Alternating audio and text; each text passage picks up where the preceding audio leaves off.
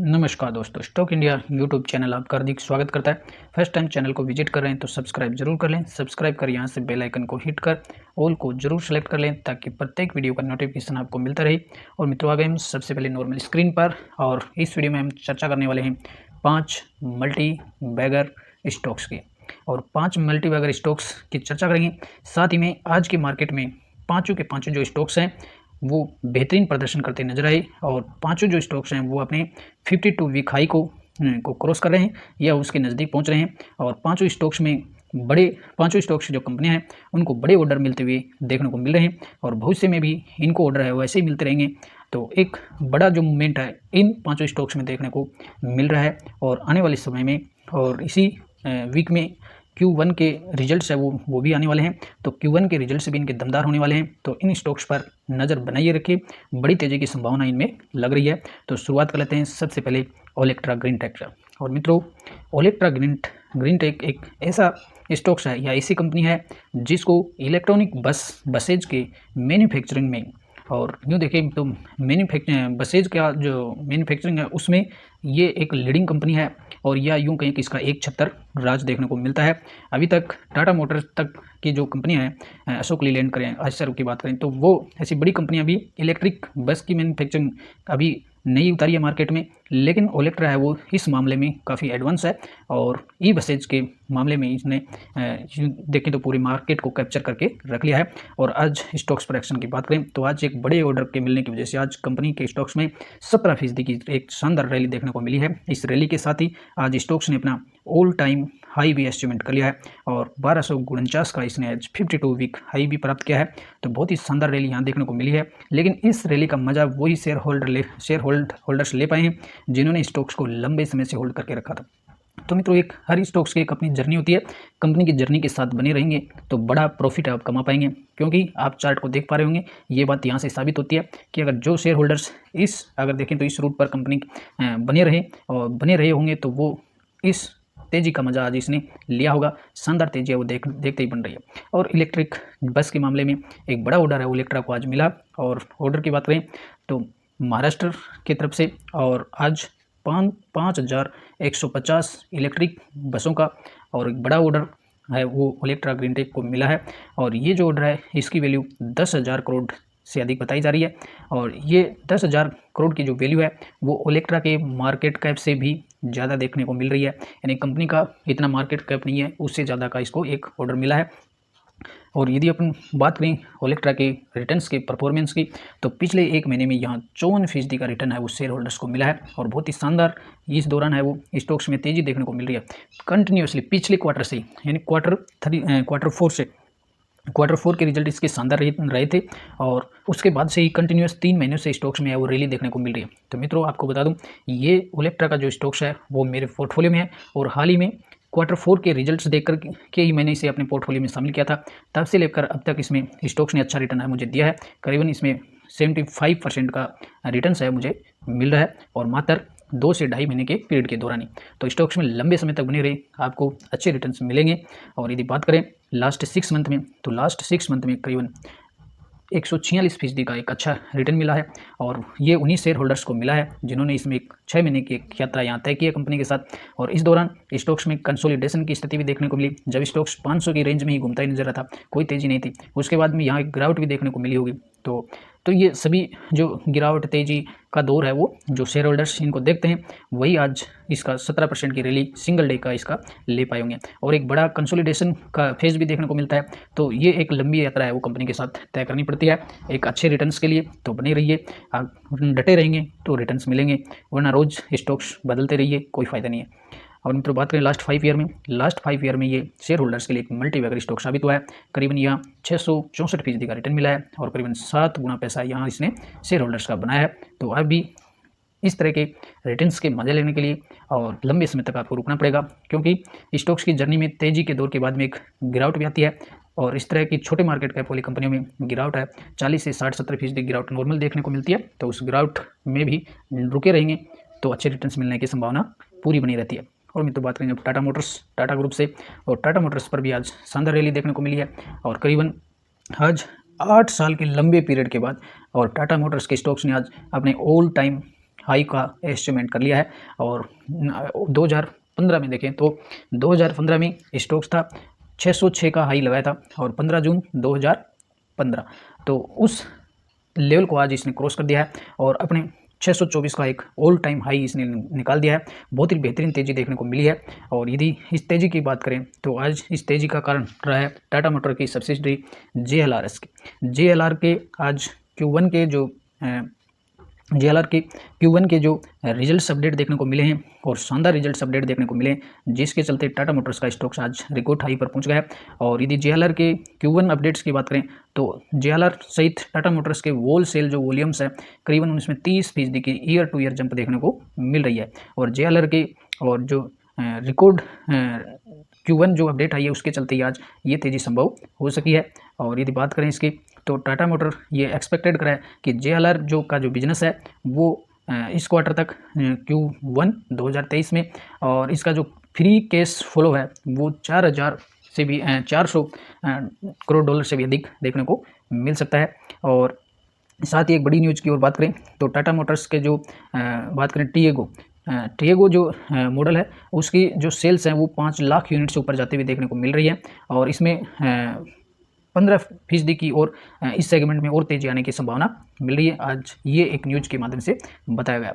और यदि बात करें तो इसमें टाटा मोटर्स की Q1 जो रिजल्ट है उसमें 30% ईयर टू ईयर जंप होकर के 93,253 यूनिट है वो इस क्वार्टर के दौरान बेची गई हैं।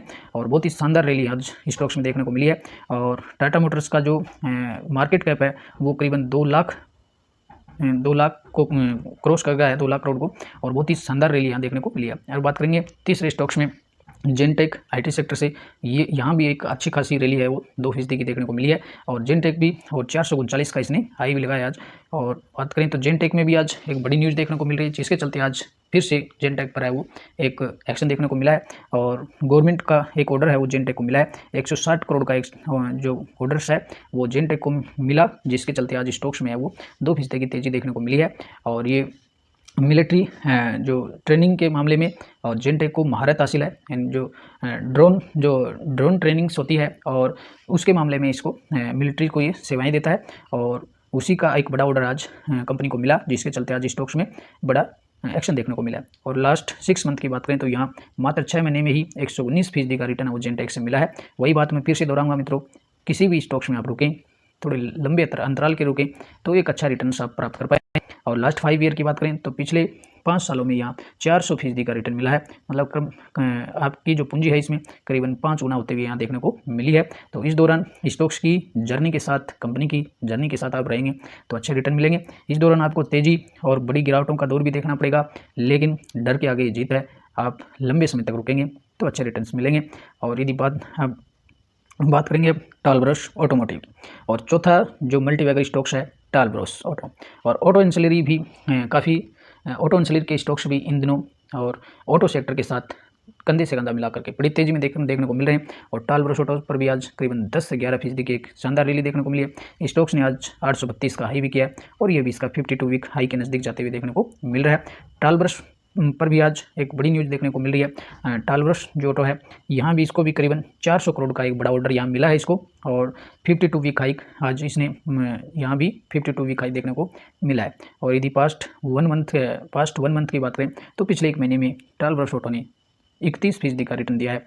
और यदि बात करें पिछले 6 महीनों की तो पिछले 6 महीने में यहाँ 50 से 51% का रिटर्न मिला है। इस दौरान स्टॉक्स ने कई गिरावटें भी दिखाई, लेकिन उन गिरावटों से आगे निकल कर जिसने इसको होल्ड किया होगा अच्छा रिटर्न आज लेकर के बैठा है।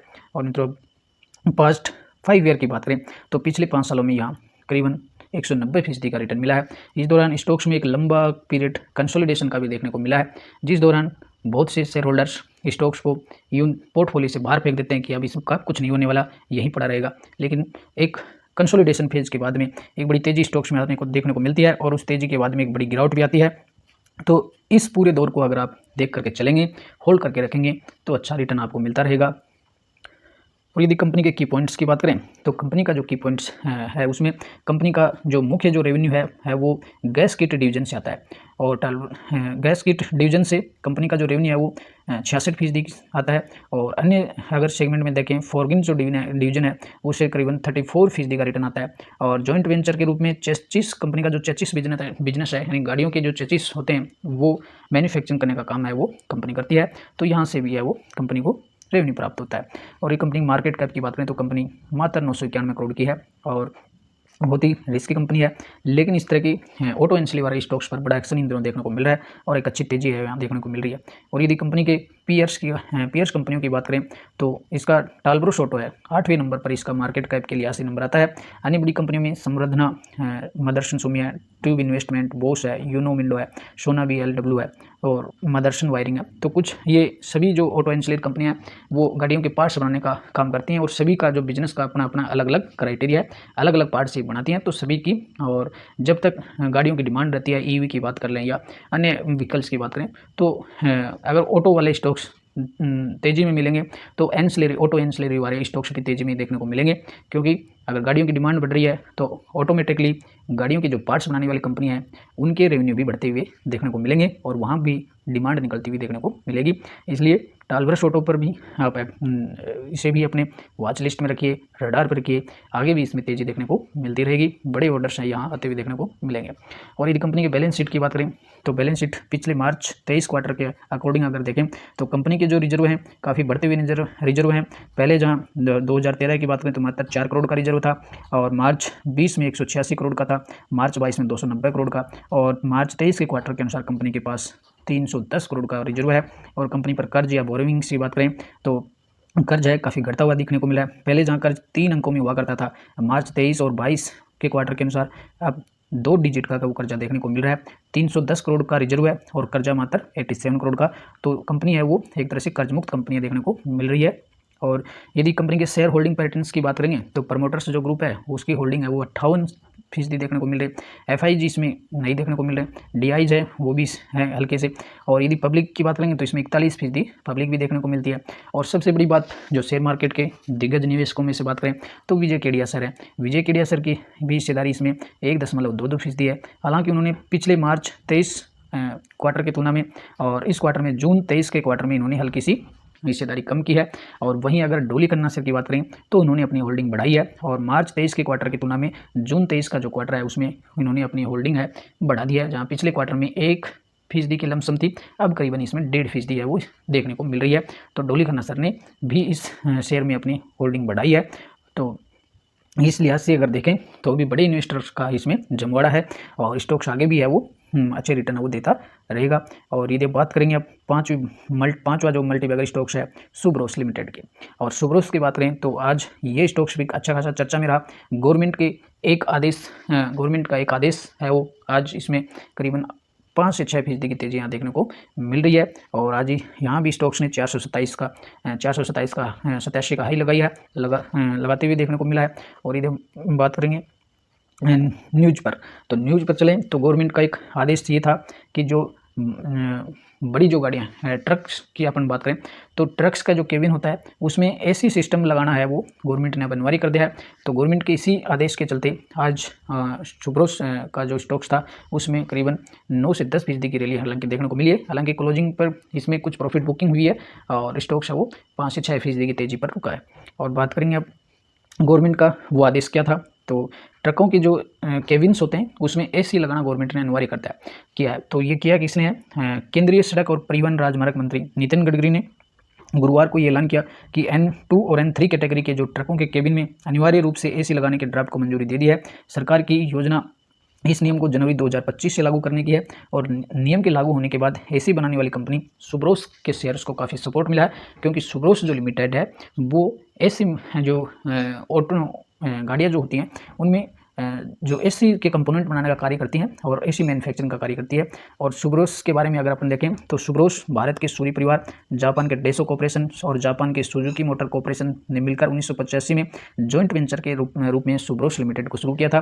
सूरी परिवार की इसमें 36.79% हिस्सेदारी है, डेंसो की 20% और सुजुकी मोटर की इसमें 11.96% हिस्सेदारी देखने को मिलती है। और एसी सिस्टम्स बनाने वाली देश की दिग्गज कंपनियों में शुमार है सुब्रोस। यह कंप्रेसर, कंडेंसर, हीट एक्सचेंजर और एसी से जुड़ी हर चीज़ें तैयार करने का काम करती है। और सालाना आधार पर 15 लाख एसी किट है वो बना सकती है सुब्रोस। और इसका जो एसी किट है वो बसों, ट्रकों, रेफ्रिजरेशन, ट्रांसपोर्ट और ऑफ रोड्स और रेलवेज में होता है। कंपनी की अगर वित्तीय सेहत की बात करें तो मार्च तिमाही में सालाना आधार पर इसका नेट जो प्रॉफिट था 16.94 करोड़ से बढ़कर के 18.64 करोड़ रुपये रहा। रेवेन्यू 681.09 करोड़ रुपये से बढ़कर के 748.11 करोड़ आते हुए देखने को मिला है। तो कंपनी का बिजनेस भी अच्छे ग्रो मोड में चल रहा है। तो भविष्य में भी यहाँ और जब कोई बड़ी अनाउंसमेंट होगी या और ऑटो सेक्टर है वो एक गति में है तो आगे भी इस पर एक बड़ी तेजियाँ वो देखने को मिलती रहेंगी। और यदि पिछले एक महीने की बात करें तो पिछले एक महीने में यहाँ 31 से 32% का रिटर्न मिला है। और पिछले 6 महीनों की बात करें तो पिछले 6 महीनों में यहाँ 50% का रिटर्न मिला है। और लास्ट की बात करेंगे तो 67% का रिटर्न है वो सुब्रोस लिमिटेड से मिला है। और यदि ऑल टाइम बात करें तो स्टॉक्स ने 10 वर्षों में और 1447% का रिटर्न दिया। अगर आप जनवरी 2013 से अगर इसको काउंट करेंगे तो अब तक स्टॉक्स ने 1447% का रिटर्न दिया है। और हालांकि बीच में स्टॉक्स में काफ़ी बड़ी गिरावटें भी हुई है और उसके बाद में इसमें रिकवरी भी हुई है, क्योंकि कंपनी एक छोटे मार्केट कैप की कंपनी है। तेज़ी के बाद में एक बड़ी गिरावट भी यहाँ स्वाभाविक होती है। और यदि इसके पीयर्स कंपनियों की बात करेंगे तो सुब्रोस है वो 8वें नंबर पर देखने को मिलता है। मार्केट कैप के लिहाज से करीबन 3000 करोड़ का इसका मार्केट कैप है वो देखने को मिलता है। कुल मिलाकर मित्रों इस पूरी कहानी का यही सारांश है। स्टॉक्स कोई भी हो, आप उसमें लंबे समय तक रुकेंगे तो प्रॉफिट बढ़ेंगे, वरना रोज पोर्टफोलियो को बदलते रहिए, कोई कुछ भी नहीं मिलेगा। तो आशा करते हैं वीडियो आपको पसंद आया होगा। पहली बार चैनल को विजिट कर रहे हैं तो सब्सक्राइब जरूर कर लें, वीडियो को लाइक और शेयर जरूर कीजिए, कमेंट्स करके जरूर बताएं वीडियो कैसा लगा, ताकि हम नेक्स्ट वीडियो में क्वालिटी मैनेजमेंट कर सकें। धन्यवाद, अगले वीडियो में फिर मिलते हैं।